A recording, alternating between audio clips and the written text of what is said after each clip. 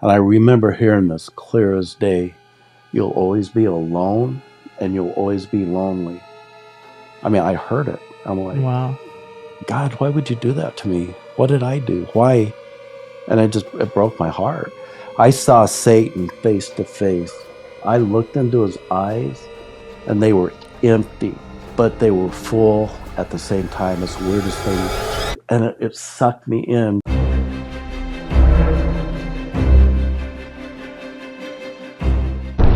What's going on, that Supernatural Talk podcast family? Aren't you excited? We are on episode 22 of that Supernatural Talk podcast. And today we have a very special guest. I mean, every guest we have on this podcast is special. And I love what we're doing with this season. We're bringing people that are actually involved with the ministry. And I know these testimonies have been touching your heart, and many of you have been relating, which means you should also become a part of the ministry so that your testimony can increase. Just go to www.thesupernaturallife.org. Look, today I am not the podcast host, but you have the second best host right here at that Supernatural Talk podcast. We have Keegs Ice, White Rice, Forever Nice. He will be leading the podcast today. But today we have a man who has lived a lot of life and has a lot of testimony. And I believe many of you will be able to relate to this man. He has been through many spiritual wars and he has come out victorious. Today we'll be talking to our very own John Hager. So get ready, Supernatural Talk podcast family, for an amazing testimony. Keegs, you're around, right? Actually, come on in, Keegs Ice. Take it away. What's up, that Supernatural Talk podcast family? It is I, your host, Keegs Ice, White Rice. I am here for episode 22 of that Supernatural Talk.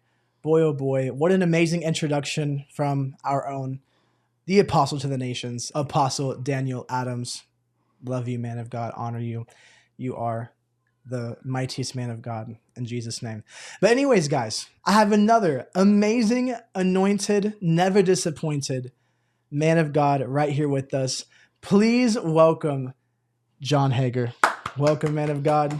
Hello, everybody. Hello. I'm so glad that you're here today. We finally got you here. It's been a few weeks, but you're finally here. And you just moved. You and your amazing wife, Shayla, just moved to this side of the pond here. Yes, on Florida. So it's just been amazing. I'm so glad you're here now. You moved here. You're so involved in the ministry, both you and your wife. So we honor you guys. And I'm just so excited because I've never heard his testimony before. So this is going to be even my first time hearing it as well. So I'm excited to dive into it. Again, guys, Apostle already told you, but make sure that you guys are liking this video, share it with your friends and family, because people need to encounter Jesus, right? We know in the Bible, in Revelation 12:11, it says we're overcome by the blood of the Lamb and the word of our testimony. So make sure you guys share because you care.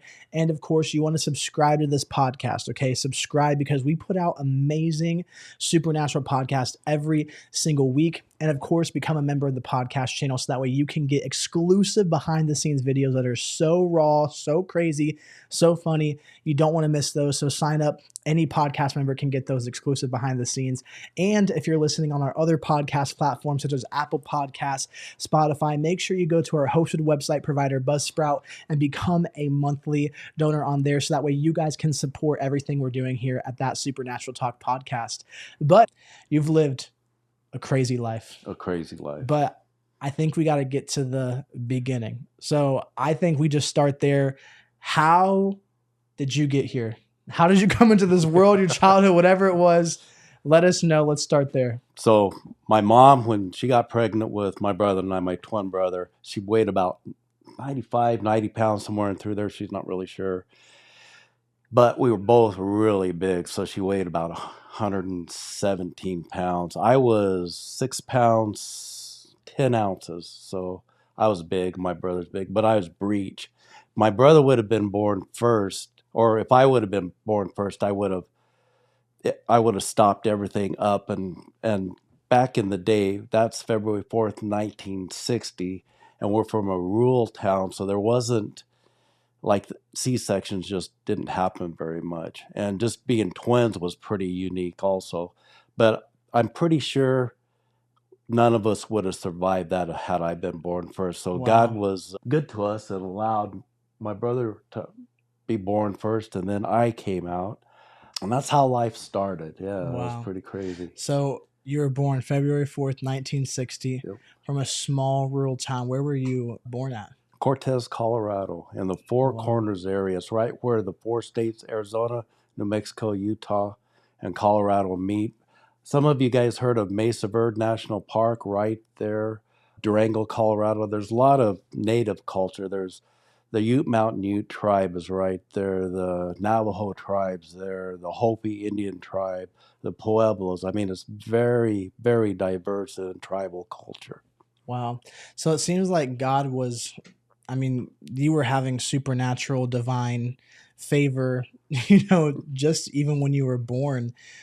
Being a twin and growing up in that area, that rural area with so much culture and so many tribes and things of that nature. What was that like growing up for you? Did you grow up, in the church?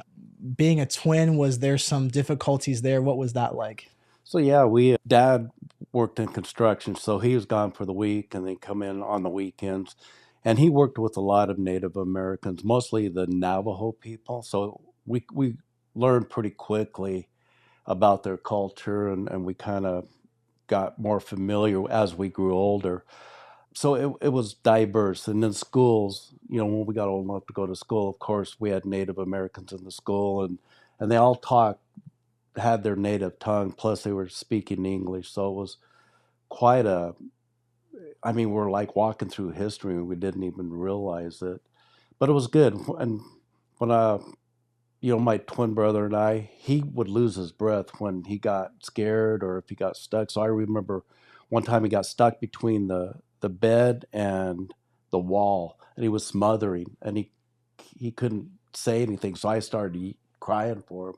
So if he'd go, I'd start crying. Wow. We even had our own language up until we were probably 4 or 5 years old that Wow. only we understood. So it was pretty cool.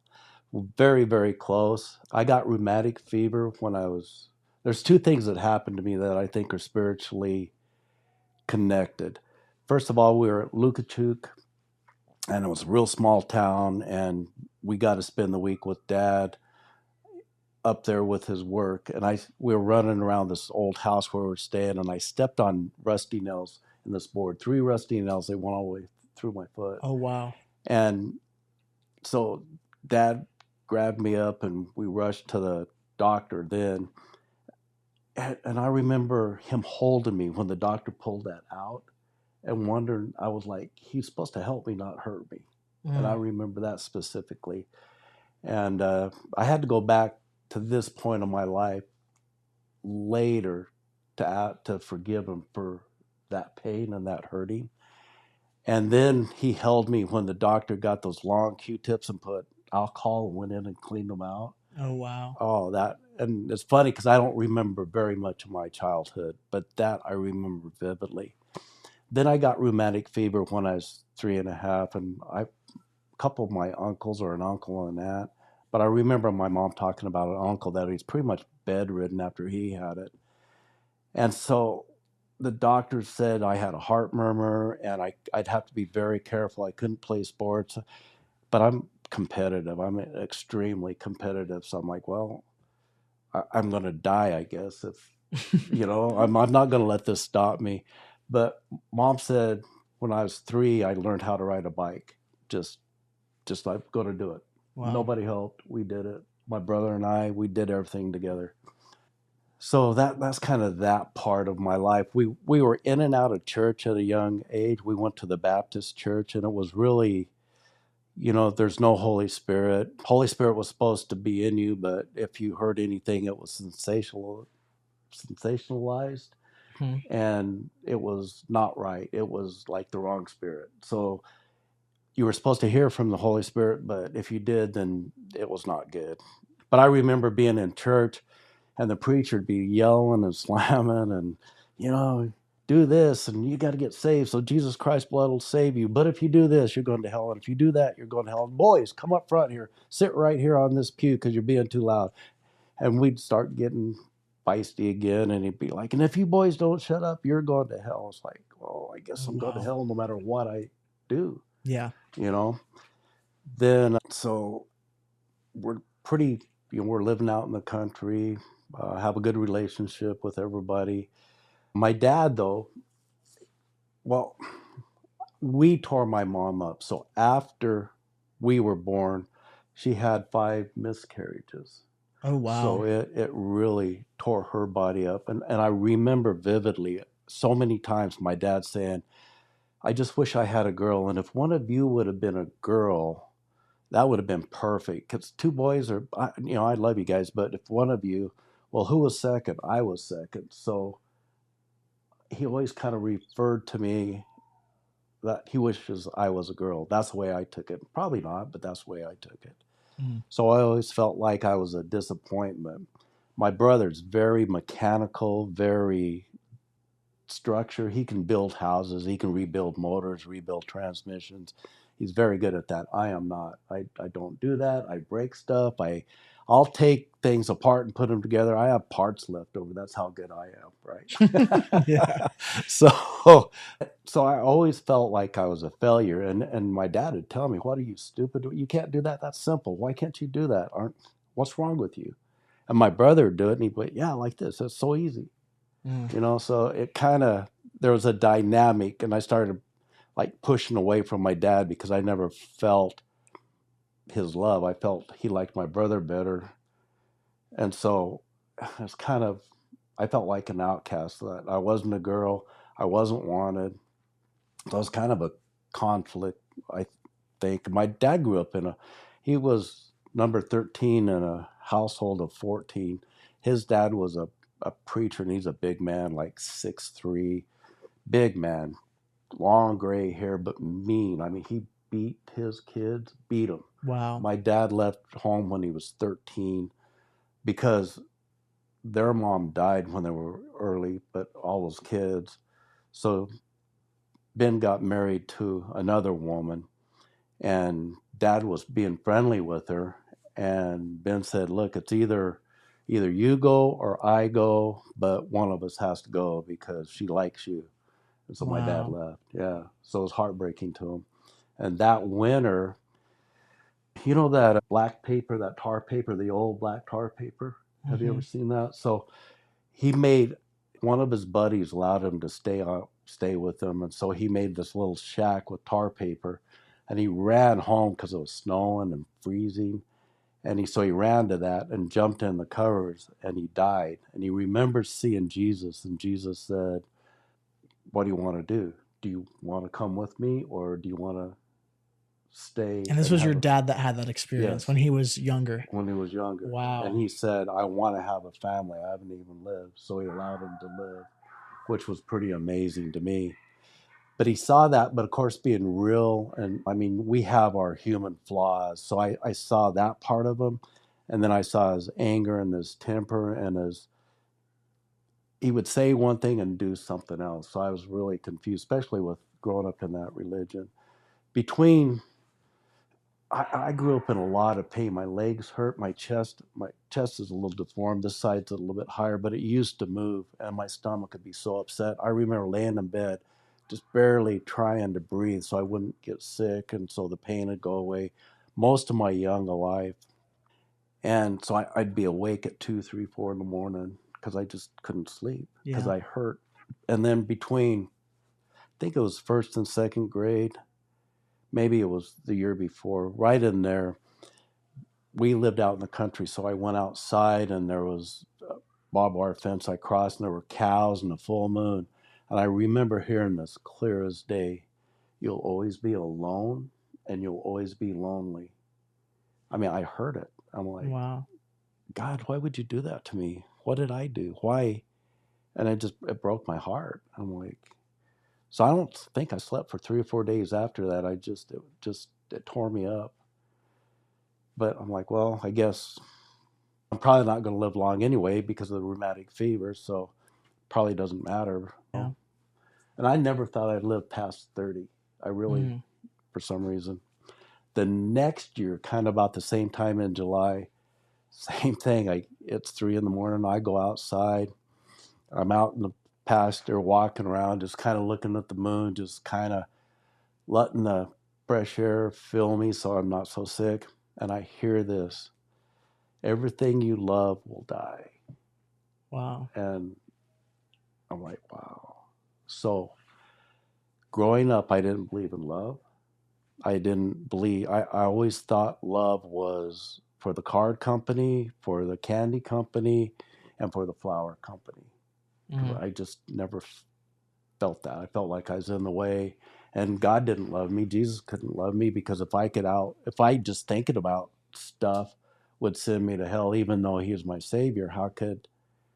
I mean, how could that be? Yeah. So it seems like in your childhood there was just a lot of just comparison, rejection. You just felt a lot of that pain. And at the time when you were at that age, you probably thought you were hearing that voice from God that was saying, "Hey, this is it." And you took that as truth. Absolutely. But in reality, we know that that was just the enemy trying to plant seeds and lies into you to try and make you believe this false narrative that you're not important, you're not going to live long, you're not going to do all that stuff, right? So it seems like there was a lot in your childhood, and between the religion and the stuff with your parents and everything, and even just the sickness overall too, it seems like you were just at a place where you were like, do I even have anything to live for, right? Mm-hmm. How did that play going into your young adult or your adult years? Because we know that a lot of times with undealt rejection and pain and all that stuff, that can play out into your life as you get older. And I even know just a little bit that you told me. Now that what you're telling me about your dad, I'm like, oh my goodness, I can see that repetitive pattern of the anger, the rage, the sickness, the spirit of death, all that stuff. So, Mm-hmm. how does that then go into you when you start to then leave your family and you become an adult? Tell me more about that. Well, let me step back just 1 second. Yeah, Between yeah. my 7th and 8th grade year, I mean, there's other stuff that happened, but I became extremely competitive in any sport. And so my dad told me I couldn't play football. So in 7th grade, I didn't. So between those years, there was a coach, a very well-known coach in Cortez, and a teacher. And I really respected this man. And he came to me and he said, Hager, you have a choice. You can be quiet and sit back and life will pass you by. Mm, Because I was very shy and I didn't, or, or you can step up, you can go to parties, you can have girlfriends, and you can be a stud. I'm like, that night I got drunk. I'm like, I'm going to be a stud. oh my That night goodness. I changed my whole life. And I'm like, I'm in, coach. If that's what it takes You're to like, be, put me in, coach. yep, yeah. And before that, so my brother and I went through 3rd grade together. We're twins. He's always been smaller than me. I've always been extremely protective. In 3rd grade, he got tonsillitis and he got sick. So he missed a lot of school. My parents and the teachers decided to keep him back a year. And I begged them not to. I'm like, don't. You're going Yeah. to kill him. I didn't realize what it would do to me, but it's Yeah. like, you're going to break him. They kept him. And instantly, when they told him, the life in his eyes Wow. stopped. The life in my eyes stopped. At that moment, I'm like, who do I trust? I can't even trust you guys to protect us. And Wow. that's cold and brutal, but that's what I thought. And I was so angry. And Mm. we grew up with mom sick and in bed all the time. So we knew how to cook and clean, and we did all this stuff as much as we could because she grew up sick. You guys basically parented each other. I mean, Yep. you were the one who like helped protect him and raise him, and he was that one person that you felt like you could trust. Yep. Wow. And also he was extremely tough. I mean, extremely. He's to this day he is strong as an ox. But we had each other's back. And when that happens, like ripping flesh. Mm. I mean, absolutely. So then we go into it, and so I play football and I'm on the line, and I'm fast and strong, and I'm like, if I'm on the line, I get hit. If I get be a fullback, I get 5 to 7 steps to hit a guy. I mean, that's a way to get out anger. So I was really good at hitting and fighting. So freshman year, we went undefeated. I was a fullback. We were tough. We just played hard. We did hard. And then I had a girlfriend. She was a year older, so I was the cool stud. But we were supposed to get married, and we went all the way through high school. Of course, we started having sex young because that was what to do. Unfortunately, she got pregnant. And so. And how old were you when she got pregnant? I was 16 and she was 17. Wow. And all I could do was, it freaked me out and it scared me to death. And so her too, but we didn't know what to do. So it was suggested that she go to a doctor and take care of things. And so that's what we did. And you talk about a huge mistake. That I lived with that burden forever. And the thought of that. And that wrecked me. And so, but we stayed together. And then when she was a senior, she broke up with me and started dating another guy. And that was devastating. So I drank a pint of Everclear, and I saw him, and I had a Mach 1, a 1970 Mach 1. And I remember drinking Everclear, looking for him. I seen him drive by, so I dropped down to second, popped the clutch, spun around, and took after him. The next thing I knew, my wheels were up on the curb. My keys were in the car, but the car had died because it was an automatic. I was out.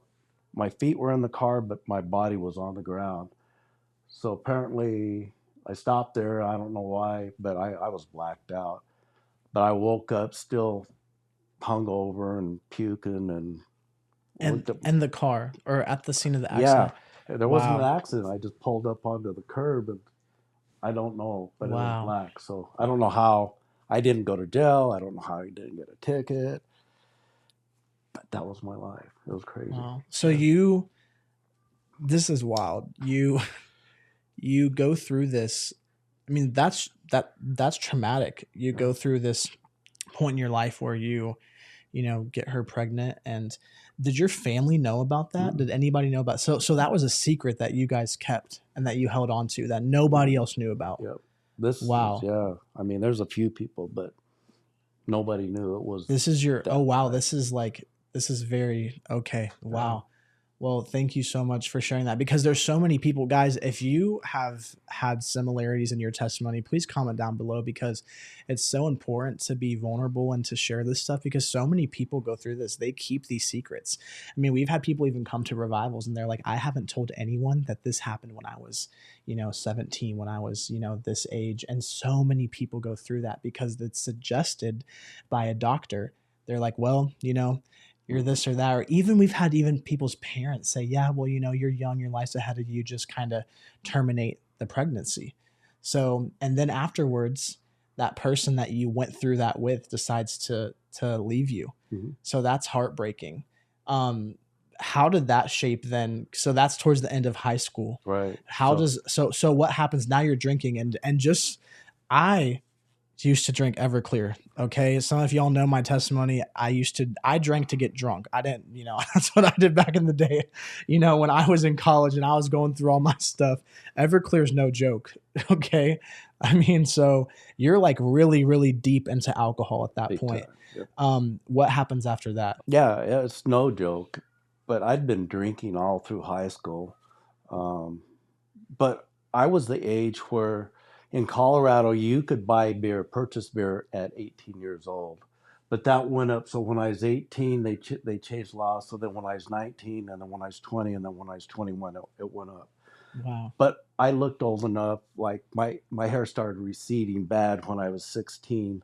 So I always looked old enough. I could get into bars or whatever, and I did, But I guess this whole thing just really shook me again. Well, of course, this voice was right that said, I'll always be alone and lonely, and everything I love will die. So I kind of pushed back love as close as I could get. After that night, It was a little bit, but she came back. She wanted to come back, so I took her back, and we were the perfect couple. And even in we were the couple to get married, so we had a mock wedding in high school. And we did finally get married when I was 21, and she kept saying, let's get married. And when I graduated, graduated after her, and I'm like, no, I don't want to. Let's shack up. She goes like, no, let's get married. I'm like, no, I don't want to. I don't, Yeah. you know. It was So hard for you to like commit. yeah, committed, but everybody expected it, so I finally did.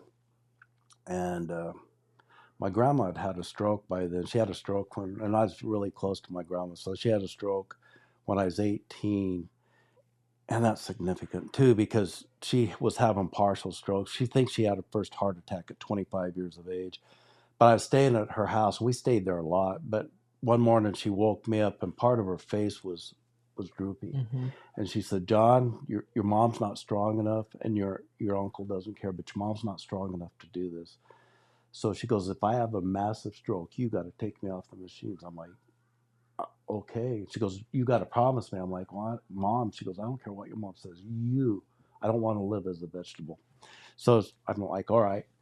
So she goes, I want you to take me up to see my sister. And that was about 2.5 hours away. I'm like, all right. So I took her, dropped her off, got home.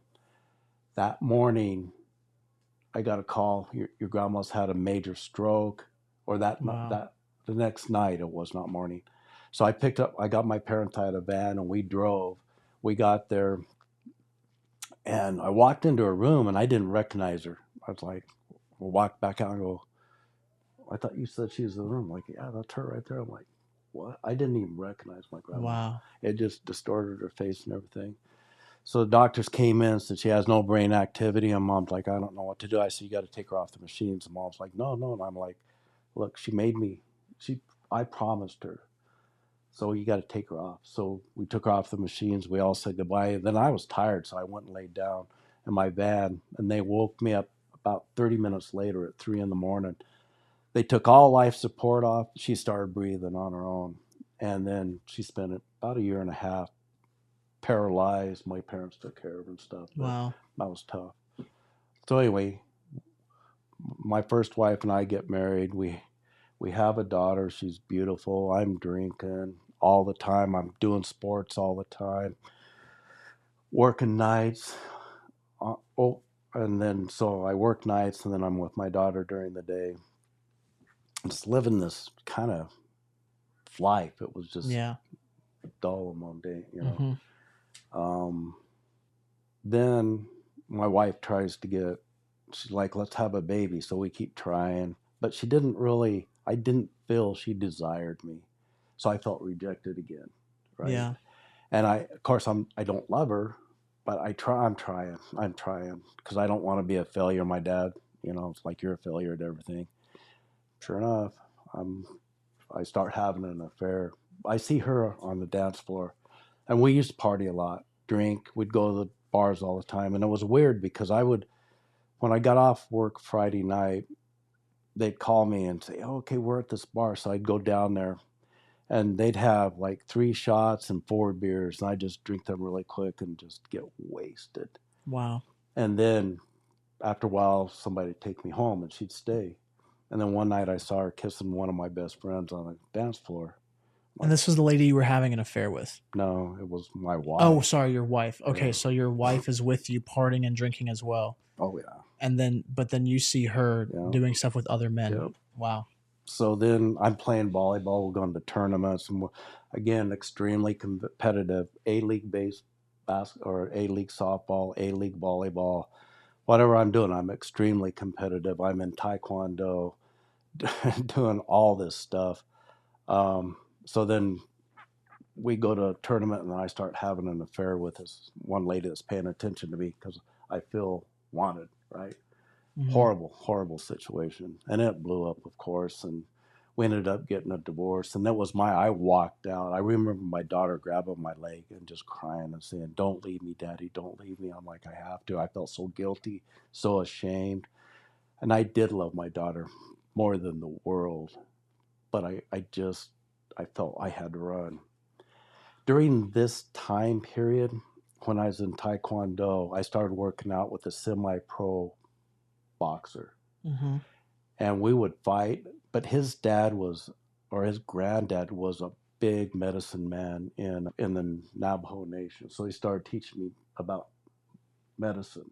And I grew up with skinwalkers and different things. And I'd already taken some mushrooms. A guy from Telluride brought mushrooms down. And this is how Satan works. I mean, I didn't even know this guy, and I was working, and this hippie dude with this beard and he's big old biker. He's like, "Hey, man, you want some mushrooms?" I'm like, "I don't know what you're talking about." He goes, "Come on, man, I'll get you some mushrooms." And so I told him where my house was. He met me at my house, and I had psychedelic mushrooms, right? And he Wow. tripped out. So I used to take those mushrooms right before Halloween, so I could see the demons in people, and I just start laughing, just like laugh at the demons, like, you guys are stupid. You don't know what you're doing. Yeah, So now you're taking psychedelics yeah, and you're starting to see like spiritual, supernatural stuff right, happen while you're on these psychedelics. right. And you literally say that you see demons and you're like laughing at them because you're like, you guys are dumb, you're stupid. Yep. What happens with that? Kind of go more. Was that like your first like experience like with the supernatural type and demons and that such, or was that something that you were used to? Well, it was something I was kind of used to because I've heard voices like really young, those voices telling me, Mm-hmm. you know, and then I'd see stuff. And my brother, of course, had night terrors, so I would see stuff kind of hanging with him a little bit, but I could calm him down and be like, "All right, this has to go." But I was kind of in denial too. It's like, yeah, but what are you gonna do? What are you gonna do? I'm already Life is hard. It's not fun. There's What are you gonna do? Yeah. I'm gonna die at 30 anyway because that's what's in my mind. So I don't have much longer. I'm in my early 20s. What are you gonna do? So you are now divorced from your wife. You walked out, had that traumatic moment with your daughter, still drinking, doing psychedelics, and you're just like, I'm not supposed to live anyways. I'm supposed to be gone, be dead and gone by 30. So I'm just gonna just keep on doing life. Yep. What happens then when you get to 30 or Oh, that time frame geez. now where you're like you're just you're there, you know? Or Gets like how long is the process I would say of like you just living this life? Because obviously you meet Jesus, and like that's where I want to get to is like when do you have that encounter with the Lord? Like how long is this process? You well, know? it's a lifelong process Oh, and late. So I was with my wife for 13 years. So I'm in my 30s when we actually divorced and stuff. So it's kind of, but just say, so just showing you how much I got into the occult. And I read the Carlos Castaneda, the Don Juan series of books. I mm-hmm, don't know if you've heard of that, but mm-hmm. it's about a real strong medicine man that could shape shift and change dimensions and to do all that stuff. So I was starting to really get into that. we when we got a divorce, I just hit a big depression. My life was always depressed, but this was huge. I was clinically depressed. Wow.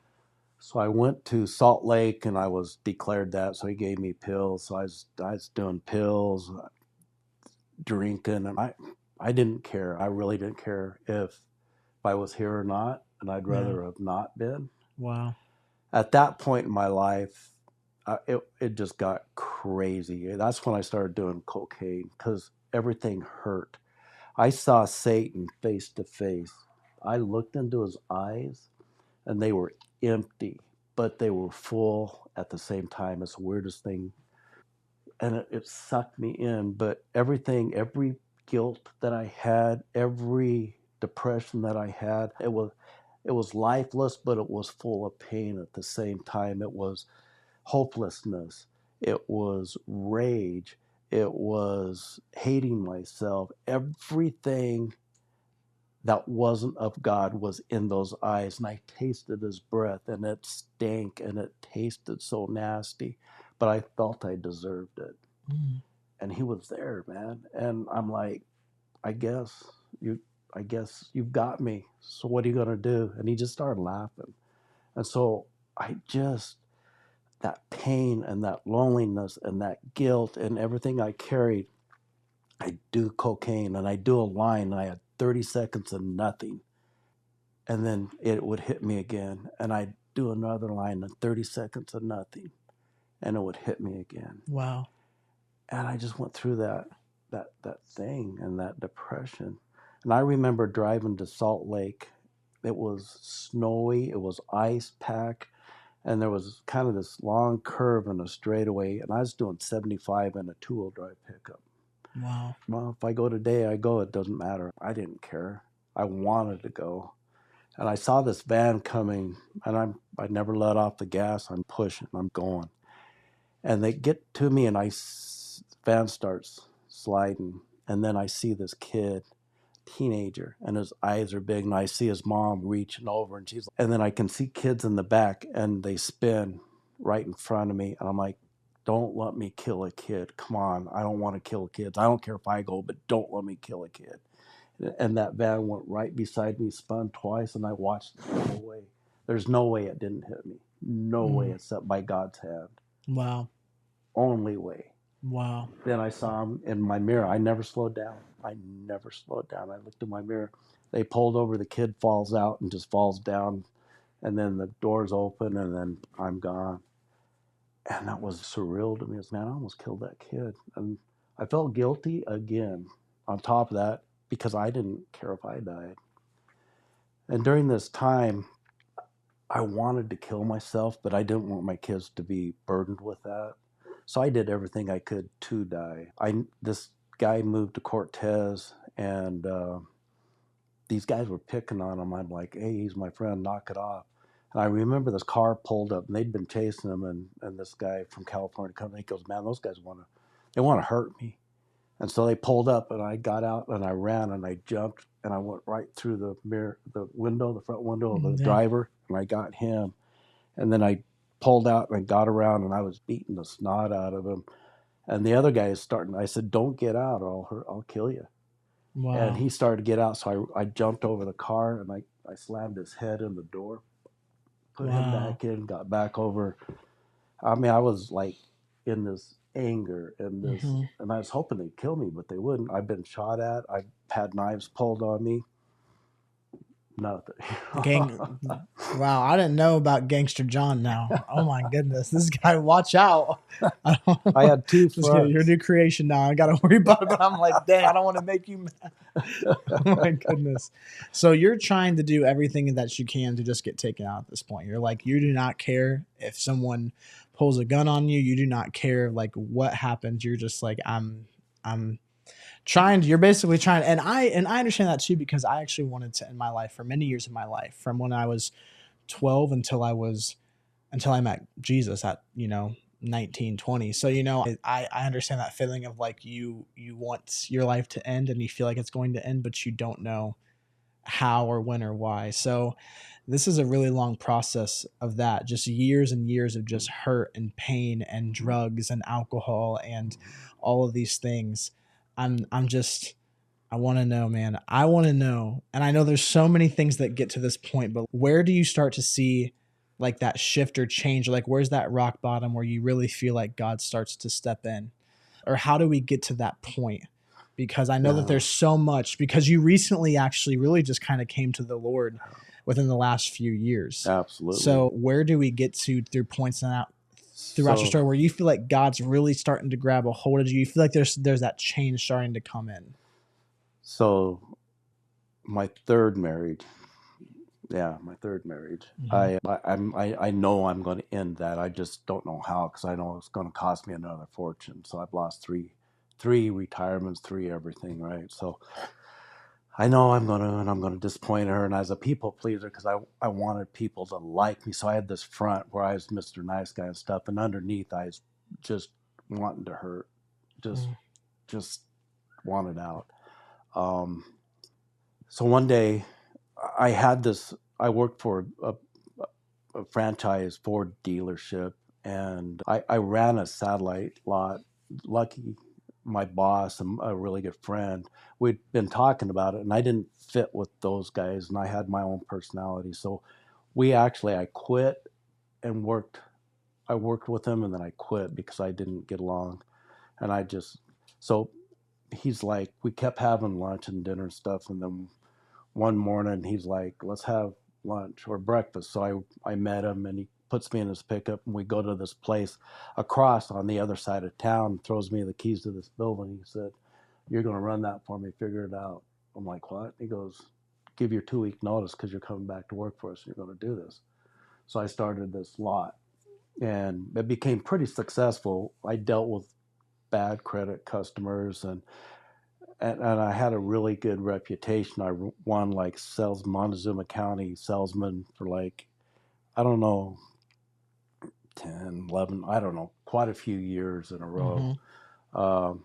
But it was successful.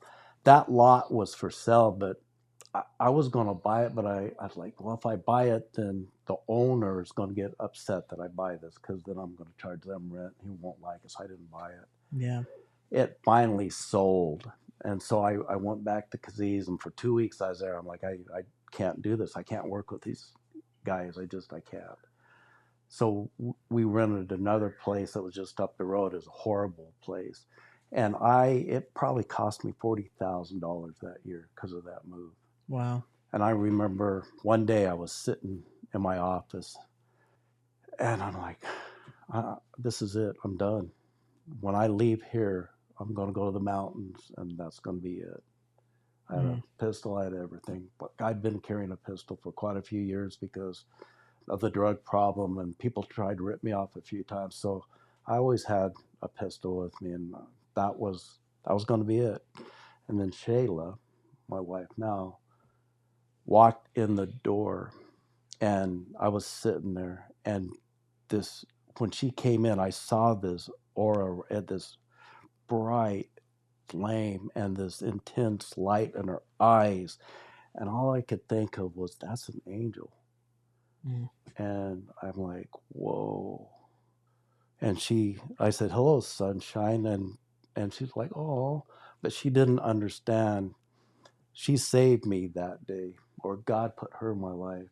And so we started talking, and I was married. Wait, she just randomly came into the lot that day, or you guys had already been talking? I'm trying to figure that out there too. She was working for her mom, so they were repairing upholstery and stuff in vehicles and dashes. So I started to get her know her then, and I knew she was extremely religious, and I knew I was extremely not religious.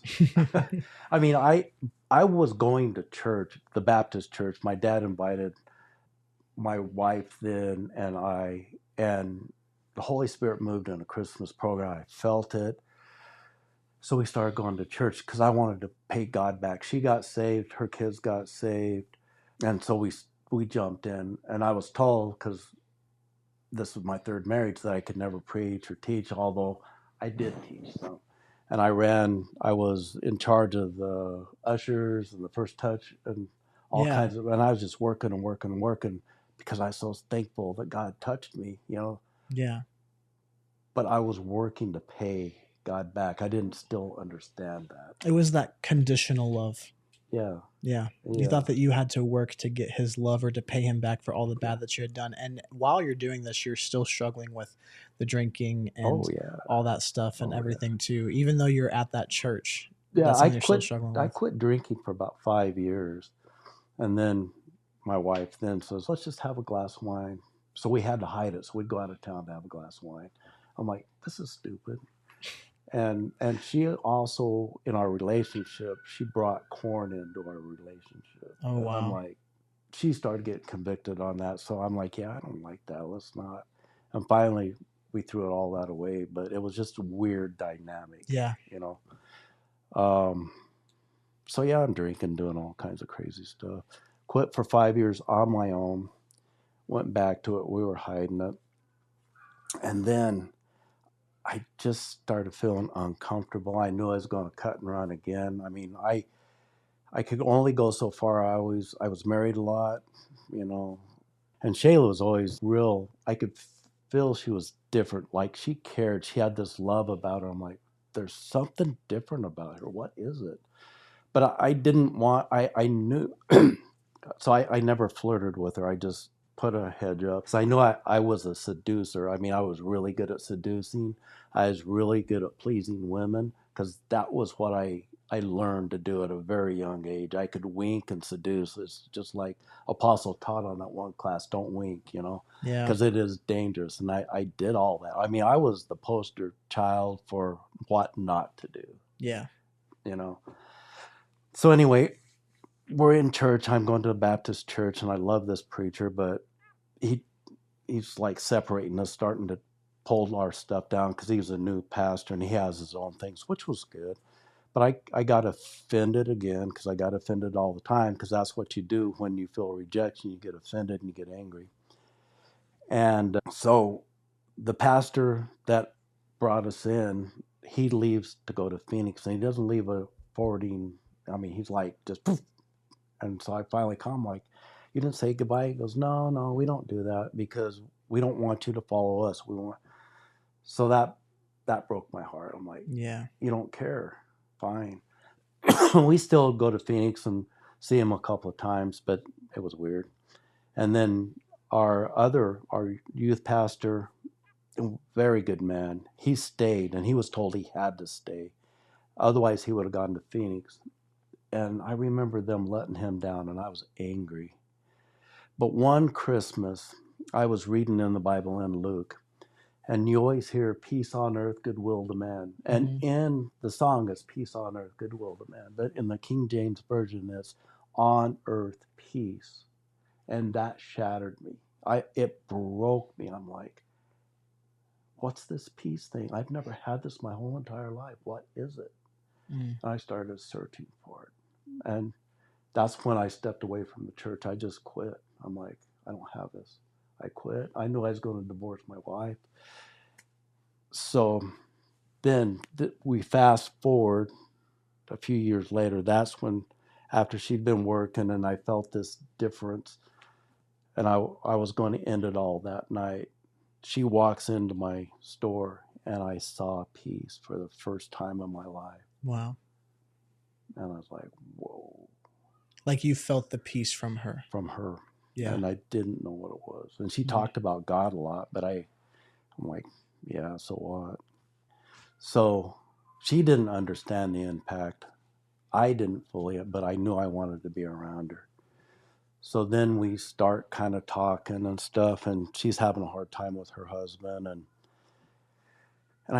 we go for a little while, and then we start seeing each other. And I get a different location, and I get a better lot, and so I'm working on building that and stuff. And business starts getting really, really good.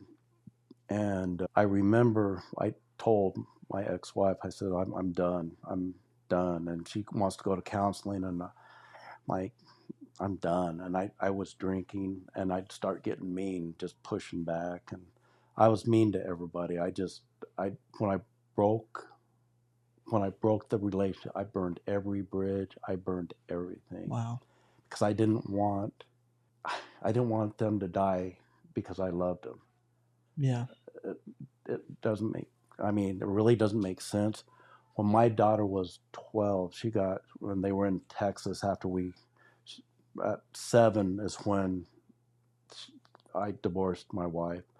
And so they moved to Texas, and I remember getting a call. She had an appendix ruptured. So they took her in for emergency surgery. And surgery went well. Everything was okay. 2 days later, my ex called me and said, she's not doing well. Something's going on. Something is going on. So I flew down, borrowed money, flew down, and she was ghostly white. She was in such pain. And we're like, you got to do something. So I'm going to the doctors. I'm about ready to hurt. I mean, not hurt, but I'm about ready to put a couple of doctors in the ground because I am furious. Finally, they take her in for emergency surgery. And when the doctor took her appendix out and stitched her up, he stitched her colon up. So her colon had seized up. Oh, wow. So she was full of poison. And it was weird as heck, but I got to stay in her room.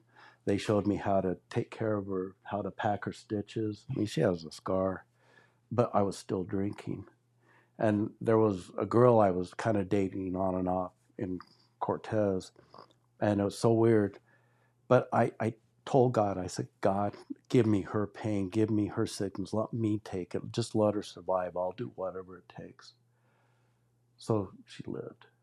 Wow. And I was supposed to pick her up the next day and take her over to her mom's house. But my friend and the girl I was kind of seeing off and on came and got me.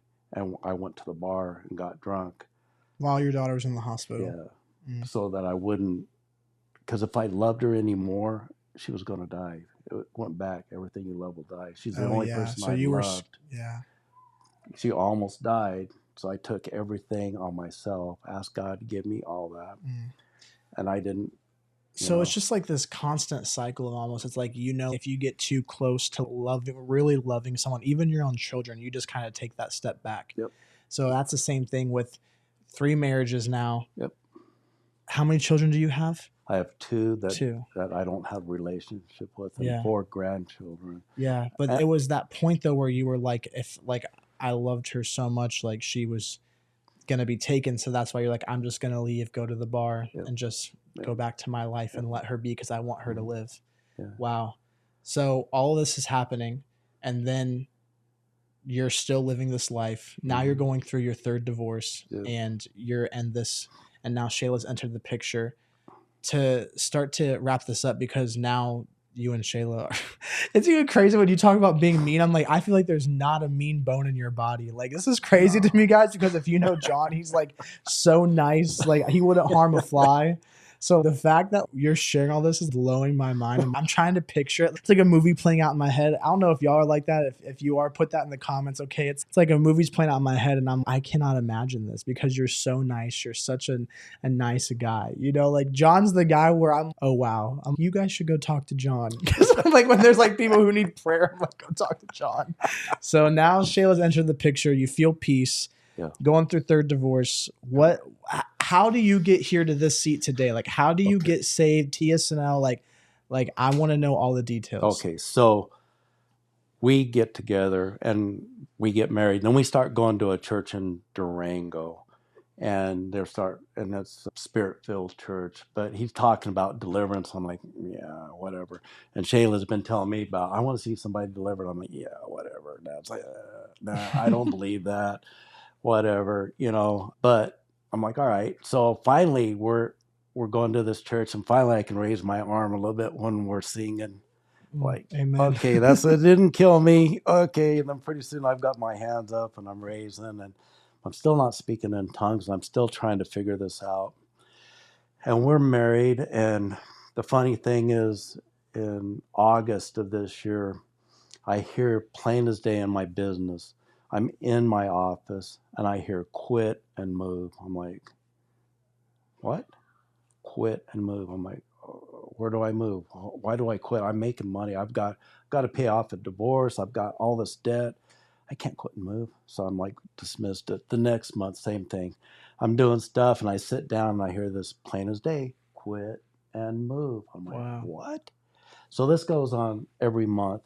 Lucky, the GM, and the guy working with me, Lucky's brother-in-law, and I were going to buy the store that I'm at. We're going to buy the property, and we're going to start a lot in January.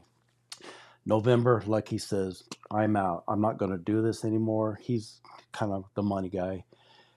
But COVID, C-19 hit. Yeah. And so bank interest was up, and cars were hard to find. Cars and pickups were hard to find.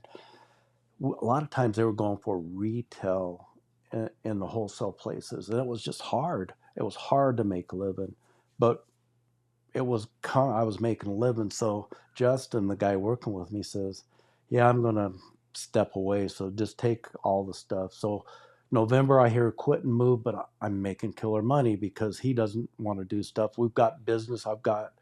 Everybody knows me. The people on the reservation, their families are buying cars from me. I'm trusted.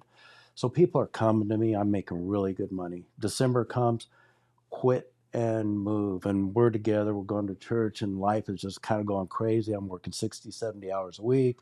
It's good. And usually in November, they either have down payment money or Thanksgiving money. In Christmas, they have down payment money or they have Christmas money. So Usually it's dead, but I'm making money. January comes, and January is always the worst month because everybody's broke after Christmas and all the holidays. I had a great January, quit and move. Well, Satan's filling me with money, right? So Wow. February comes. 2 weeks into February, I get sick and my stomach is upset. I go to bed, 103 temperature for 4 days. Friday, Saturday, I feel kind of good. Finally, I eat a little bit that night. Boom, I'm back. I'm 103 temperature. I'm sick. Shay takes me to the emergency room Sunday. They checked me out. They said I have an ileus, so my bowels and my intestines quit working. My stomach quit working, and my back started hurting. And I have back problems, so I've been on pain management for 12 years because of my scoliosis in my back and my neck. My neck's all crushed in on itself, and the arthritis and everything. So I'm going through. They're deadening the nerves in my neck during this time, and I'm on all that. So when they let me out of the hospital all night, I kept saying, "Man, my back's hurting, not my stomach." So they keep giving me pain meds. I get out of the hospital and I can't do anything. All I can do is take extremely hot showers because I hurt so bad. So this pattern goes for a full week, 7 days. Every night about 1 or 2 in the morning, I'm waking her up because I can't sleep, I can't move, I can't sit, and I'm asking God to kill me, to take me out because I can't stand the pain because it hurts so bad. I'm trying to be brave, but it's hurting. So we go to the emergency room. They give me drugs. I go home. So I make an appointment with my pain management doctor because all this other stuff I'm taking on top of what I'm already taking. Plus, I'm still drinking. I should have been dead because I've taken pain medicines like every day for 12 years, and I drink. Now I'm taking stronger pain medications. I'm still drinking. And it goes for a full week. Finally, we go to Durango, and they're like, she doesn't want to deal with it because she thinks I'm trying to get drugs. So she's like, no, the doctor's like, no, I'm not going to deal with this. But they could see I couldn't sit, I couldn't stand, and it hurt. It hurt. And finally, the guy's like, I need you to pee. And I'm like, well, I peed really big before I came, so I don't know if I can. I peed really big again. And so finally, he's talking to the doctor. So he did an ultrasound of my bladder, and I was retaining fluid. Mm. And he said, okay, if she's gonna put a catheter in. I'm like, no, you're not touching. We're not doing that. So finally he said if I could get to 30 milligrams or whatever it is, fluid, they'd send me home. So I just pushed and pushed and got that. Went home. That Monday, I went in to talk to my boss because I'd been off work for 2 weeks. And I sat down and I started talking. I think Shay was in the room too. And there's a couple other guys. And it wasn't Lucky. Lucky'd retired, so it was Matt, who was a finance manager. And as I was talking to him, my eyes started feeling weird. My lips started going numb. I started slurring my words like this. And I was like, whoa. So I got to go. So I stood up and my leg kind of drug. My foot felt weird. And it, I thought I was having a stroke. So I'm like, we need to go home. So I went home. And I don't remember much because I think that Sunday after we went to Durango, I slept. That's the first time in a full week that I'd slept. And I hadn't eaten in 2 weeks. And Shay said my eyes looked weird and my mouth was kind of looking different, but she just thought it was because of the drugs I was on. So the next day I had an appointment with my pain management doctor. So I went in and she wasn't available. So I had a PA and he looked at me and he ran. He'd like, I'll be right back, and brought her in. And she looked at me and my eyes were like this. I mean, Wow. I couldn't close my eyes and I was slurring. They gave me an epidural, or not an epidural, but they took spinal fluid out and I didn't even feel it. The pain hurt so bad I didn't even feel them do that. Next thing, I was life flighted and it was snowing. It was middle of February. It was snowing, so they couldn't take a helicopter. So they put me in this airplane. I think I don't know. They had to put me in an ambulance, take me to the airport, and then they put me in this cage, this padding thing in this cage. And I wanted to kill somebody because it hurt so bad in that thing, and I was hurt. And then they were bouncing me around. Finally, got me in the plane, and then the two nurses or whatever they were had flight gear on. They were right beside me. And I remember I was laying there, and we took off, and I was like just in pain. Just man, let's hurry up and get there. And I was shivering. I was so cold. I was shivering and I was hurting. And then the noise started going down and things started like getting darker. And I was trying to yell to those two. It's like, hey, but I got warm and it felt so good. And then I went out, boom. And my thought was, well, I guess I'll see if I was good enough to make it to heaven, but I'll probably be in hell. And then that was it. And then I heard God say, then it was like, and God said, I have things for you to do. Wow. So we went there. Shay had to drive 4.5 hours on icy roads.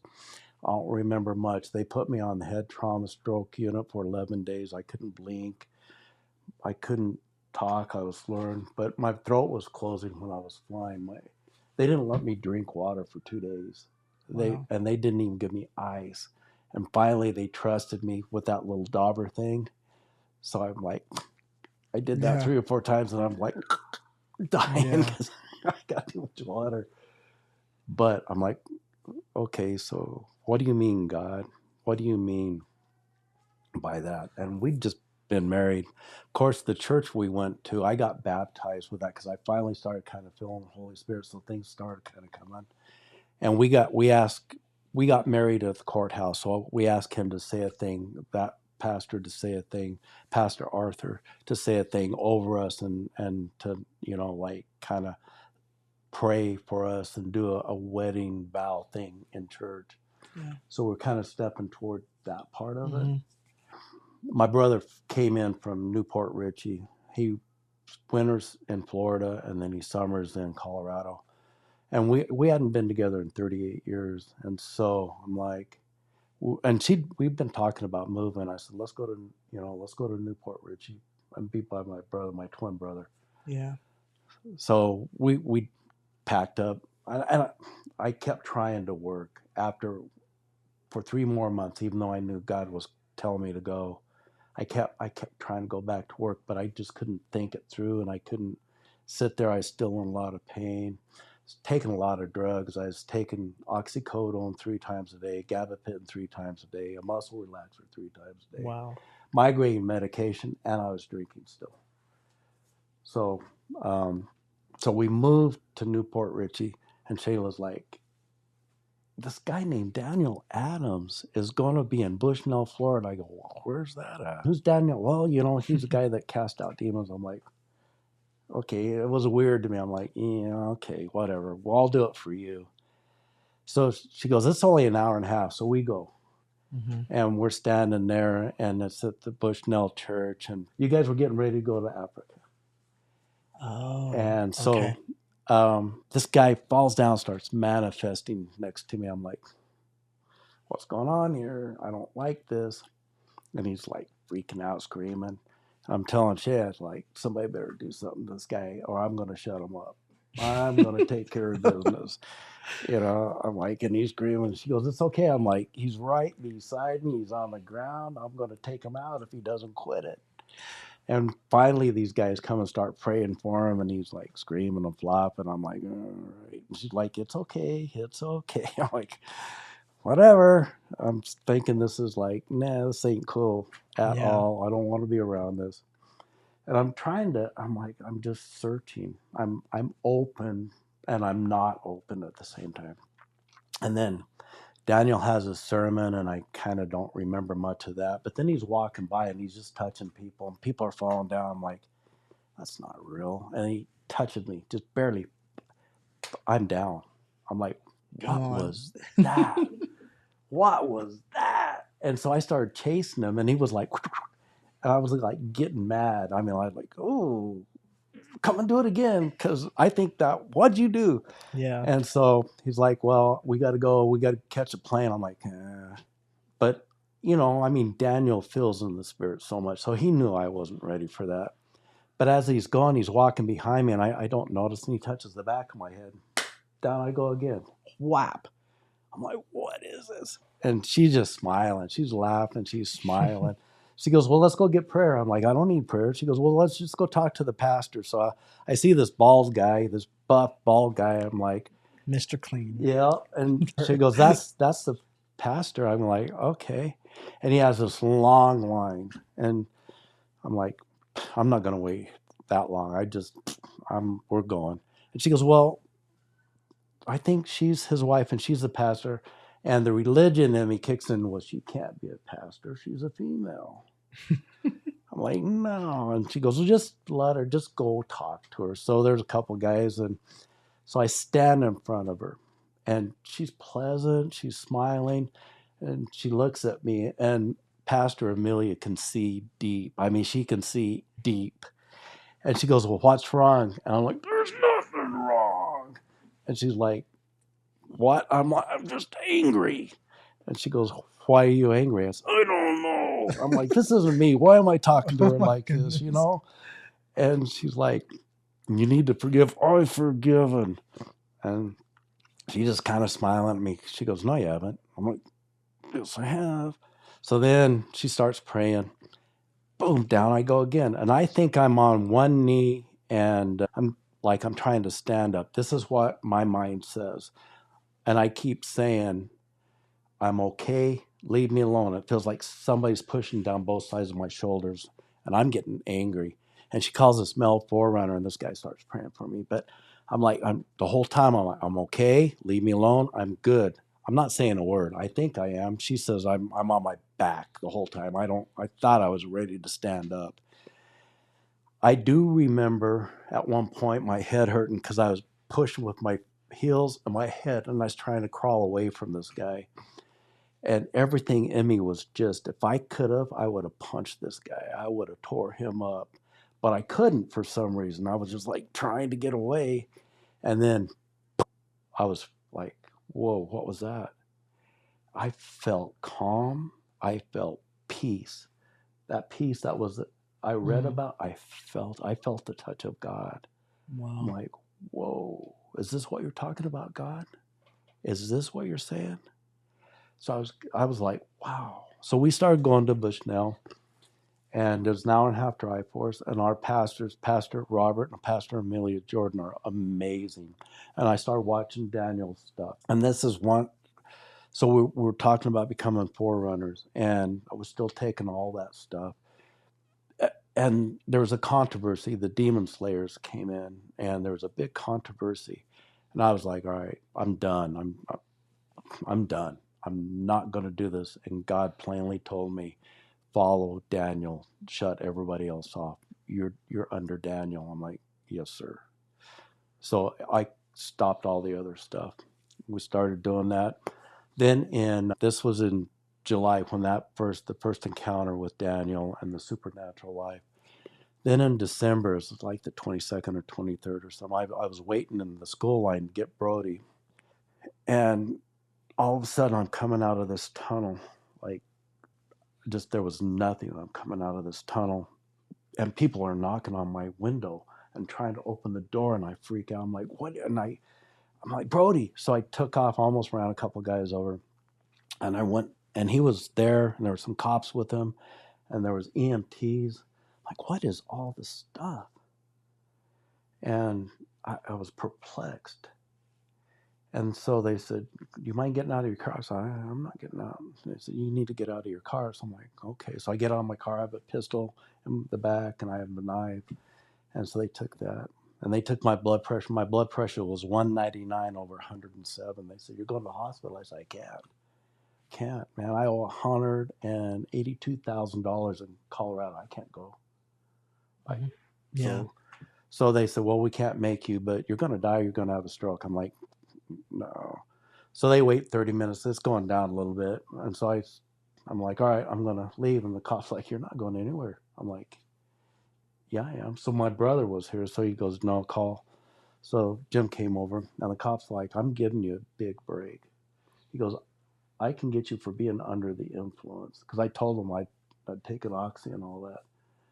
And so when I got home, I remember God saying, I have healed you. Stop taking those drugs. Mm. And I'm like, whoa. So that night I took one oxy and one gabapentin. Usually at night I was taking 3 gabapentin, during the day too, but I took one. And all night I wrestled with myself. I was like, kind of like, I was wrestling, and just all this tension and this just weirdness. So I got up and I took a gabapentin, and it's like, I told you, you're healed. That night, I don't think I knew I died, but I didn't really realize it. So that night I'm like arguing with myself, well, if I just quit cold turkey, then I'm going to go into shock. I'm going to die. I already did. So I took one more gabapentin and an oxy. Had a couple of drinks that night. And during the night, God, like, I told you, you're cured, so stop it. And I'm hard-headed. I have to learn the hard way. I'm never do anything easy. Next morning, I took a gabapentin. That night, I took a gabapentin, and I grabbed the oxy, and it got knocked out of my hand. So I told you to stop. It just got knocked out. It flew out of my hand. I'm like, okay. So that's it. I haven't drank. I haven't done any of that since then. Since that night. Yeah. Which was how long ago? What was it? 2 years? It'll be 2 years in this December. Wow.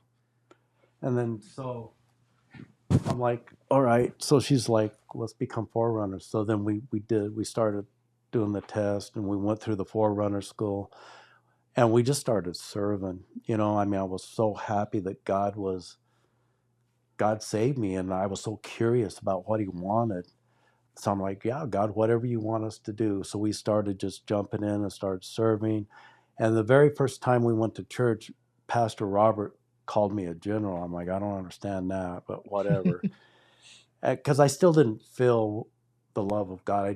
I still had that 2,000 year separation where all the gifts died and stuff. So I do remember one service, one still Saturday nights. Robert was walking around, and all of a sudden I felt a guy kiss my head, and I started to get offended, and then I felt this warmth all the way through.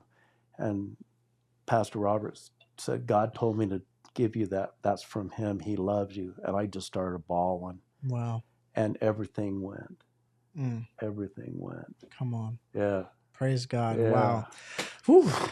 Man, I'm over here tearing up. Amen. This is so awesome. Wow. So what a wild testimony. Oh my goodness. Guys, comment down below if you think this is a crazy testimony. I'm over here like getting like chills, Holy Ghost goosebumps.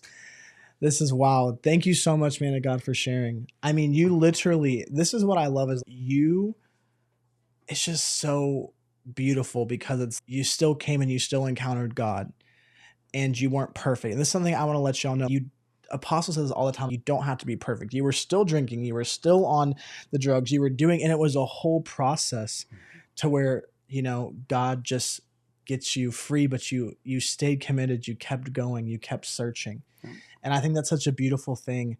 And I think that this is encouraging for so many people because so many people think that they have to get it right. They think that they have to do this X, Y, and Z before they can get involved or become a part of something or do that. But you were just like, no, I'm still going to go.